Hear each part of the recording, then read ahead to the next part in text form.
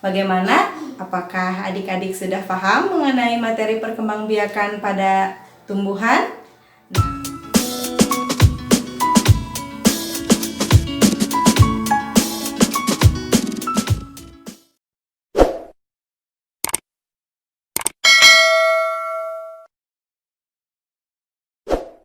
Assalamualaikum warahmatullahi wabarakatuh. Selamat berjumpa lagi di channel Ansga Story. Hari ini kita akan membahas materi pembelajaran untuk kelas 6 tema 1 subtema 1, yaitu mengenai perkembangbiakan pada tumbuhan. Nah, sebelum kita mulai lebih jauh, mari kita harus paham dulu apa itu yang dimaksud dengan perkembangbiakan. Nah, perkembangbiakan adalah suatu proses yang bertujuan untuk memperbanyak jumlah tanaman, karena kita fokus untuk perkembangbiakan pada tumbuhan. Nah, untuk perkembangbiakan pada tumbuhan ini terbagi menjadi dua, ya. Yang pertama ada secara generatif dan yang kedua secara vegetatif. Kita mulai dulu dengan penjelasan mengenai perkembangbiakan secara generatif. Nah, apa itu perkembangbiakan secara generatif? Perkembangbiakan secara generatif atau disebut juga secara kawin, nah, terjadi melalui proses penyerbukan dan pembuahan. Nah, kata kunci utamanya ada kata penyerbukan dan pembuahan. Apa itu penyerbukan? Nah, kita lihat. Proses penyerbukan adalah proses jatuhnya serbuk sari dari benang sari ke kepala putik. Apa itu serbuk sari? Apa itu kepala putik? Mari kita lihat dulu struktur dari bunga sempurna. Bunga ini merupakan alat perkembangbiakan secara generatif pada tumbuhan, ya. Kita lihat dulu ada apa saja bagian-bagian bunga. Yang pertama, kita lihat ada kelopak. Nah, kelopak ini kita sering lihat berwarna hijau, ya. Fungsinya kelopak ini adalah untuk melindungi bunga saat dia masih kuncup. Nah, kemudian bagian bunga yang kedua adalah mahkota bunga. Nah, mahkota bunga ini adalah bagian yang terlihat berwarna-warni. Nah, kenapa berwarna-warni? Tujuannya adalah untuk menarik serangga. Kenapa serangga? Karena serangga membantu untuk terjadinya proses penyerbukan tadi, ya. Selanjutnya, nah, bagian yang paling penting dalam proses perkembangbiakan secara generatif adalah di sini ada benang sari, atau yang paling utama adalah serbuk sari. Nah, ini adalah disebut sebagai alat kelamin jantan pada tumbuhan, ya. Selanjutnya ada kepala putik. Nah, ini disebut sebagai alat kelamin betina. Nah, di dalam putik ini ada bagian-bagiannya, ada kepala putik, kemudian ada batang putik. Nah, ini ya, ada batang putik. Selanjutnya ada terakhir bagian dari bunga, ada lagi bakal biji. Nah, bakal biji ini merupakan calon individu baru dari tanaman itu sendiri. Nah, bagaimana prosesnya setelah proses penyerbukan terjadi? Mari kita lihat. Ini. Nah, di sini setelah proses penyerbukan, ya, di sini terjadi proses penyerbukan, yaitu jatuhnya serbuk sari ke kepala putik. Nah, ada sel kelamin jantan dan sel kelamin betina di sini. Nah, terjadi pembuahan di sini. Nah, setelah terjadi pembuahan, maka di sini akan tumbuh bakal tanaman baru, ya. Di sini tumbuh. Kemudian selanjutnya, nah, dia akan dilindungi oleh daging buah. Nah, setelah dilindungi oleh daging buah ini, biji ini dapat menjadi kecambah apabila kita tanam. Nah, kecambah di sini maksudnya calon individu baru, ya, ada batang dan ada daunnya. Selanjutnya, nah, akan menjadi tanaman baru. Nanti dia akan kembali lagi melakukan proses perkembangbiakan secara generatif. Nah, tanaman apa saja yang bisa melakukan proses perkembangbiakan secara generatif ini? Yang pertama, dia ada padi, ya, sudah kita tahu padi. Selanjutnya ada mangga. Selanjutnya ada durian, dan yang terakhir ada jambu air. Itu mengenai perkembangbiakan secara generatif. Ada juga perkembangbiakan secara vegetatif. Apa itu perkembangbiakan secara vegetatif? Perkembangbiakan secara vegetatif adalah tumbuhan berkembang biak tanpa terjadinya proses perkawinan. Makhluk hidup baru, tumbuhan itu berasal dari induknya. Dalam perkembangbiakan vegetatif ini juga terdiri dari dua cara. Yang pertama, perkembangbiakan vegetatif secara alami. Yang kedua, perkembangbiakan vegetatif secara buatan. Nah, yang dimaksud dengan perkembangbiakan vegetatif alami adalah proses perkembangbiakan tumbuhan secara vegetatif tanpa bantuan manusia. Nah, sedangkan untuk perkembangbiakan vegetatif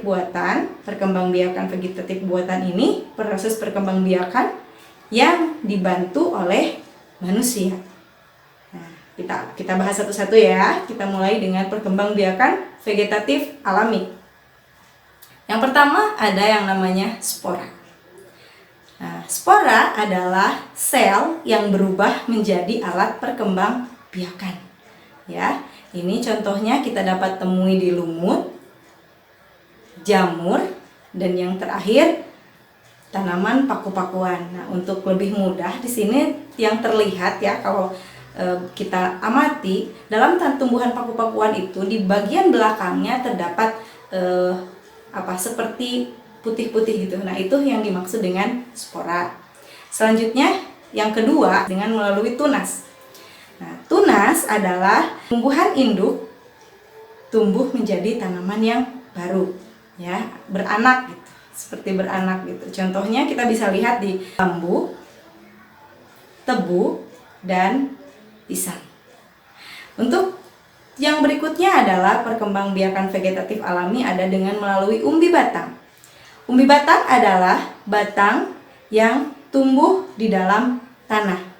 Ya, hampir seperti akar, padahal itu adalah batang. Nah, yang bisa kita lihat contohnya yang pertama adalah kentang dan yang kedua adalah talas.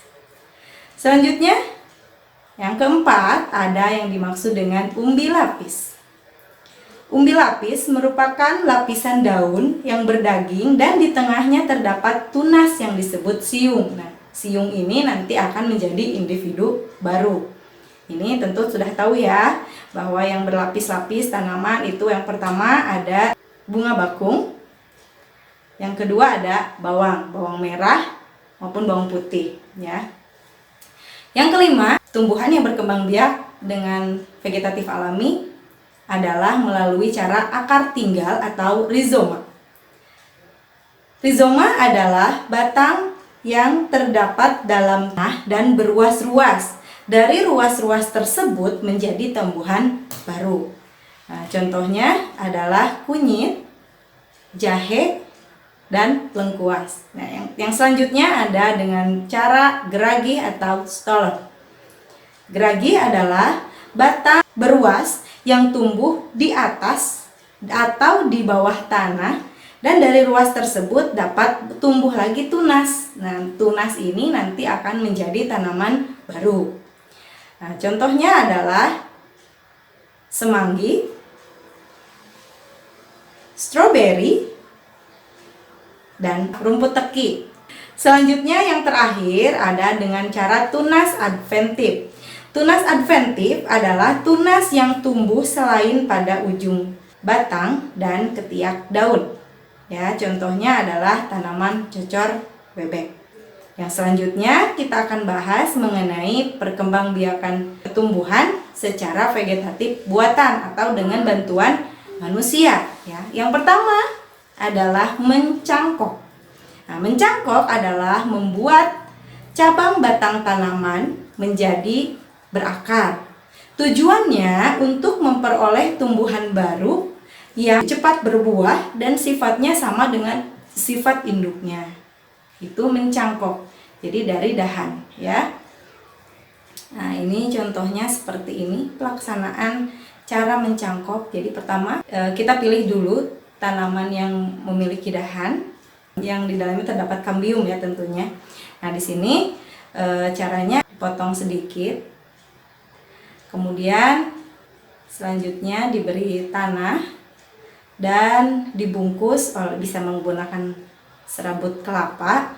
Nah, tunggu sampai dia berakar. Nanti setelah berakar baru kita potong dari induknya, kemudian kita tanam. Itu akan menjadi tanaman baru, yaitu dengan cara mencangkok.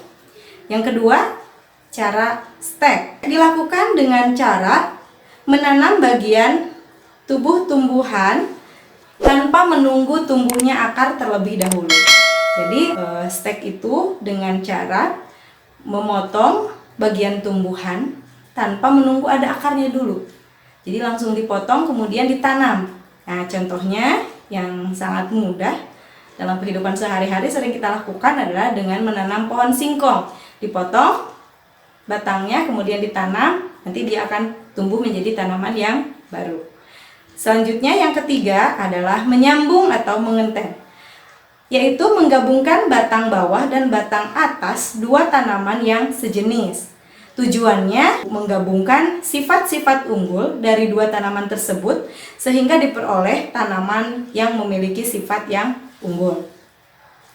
Ini caranya. Jadi dua tanaman dengan sifat keunggulan masing-masing kemudian disambungkan, diikat, nanti dia akan tumbuh menjadi tanaman yang baru. Terakhir adalah dengan merunduk, yaitu dilakukan dengan cara membengkokkan cabang tanaman hingga ke dalam tanah, lalu memendam cabang tanaman tersebut di dalam tanah. Nah, nanti cabang tanaman ini akan menjadi tanaman yang baru. Kita bisa lihat contohnya seperti ini. Nah, ini contohnya. Bagaimana? Apakah adik-adik sudah paham mengenai materi perkembangbiakan pada tumbuhan? Nah, untuk lebih paham lagi, coba sekarang adik-adik lihat ke sekitar kalian. Pasti banyak sekali tanaman, bukan? Nah, coba tuliskan tanaman apa saja yang ada di sekitar kalian, kemudian identifikasi bagaimana cara mereka berkembang biak. Nah, kalau ada pertanyaan, boleh silahkan tulis di kolom komentar. Itu saja mengenai materi perkembangbiakan tumbuhan untuk kelas 6, tema 1, subtema 1. Untuk tetap mendapatkan video pembelajaran lainnya dari channel ini, jangan lupa tekan tombol subscribe dan nyalakan loncengnya. Terima kasih. Assalamualaikum warahmatullahi wabarakatuh.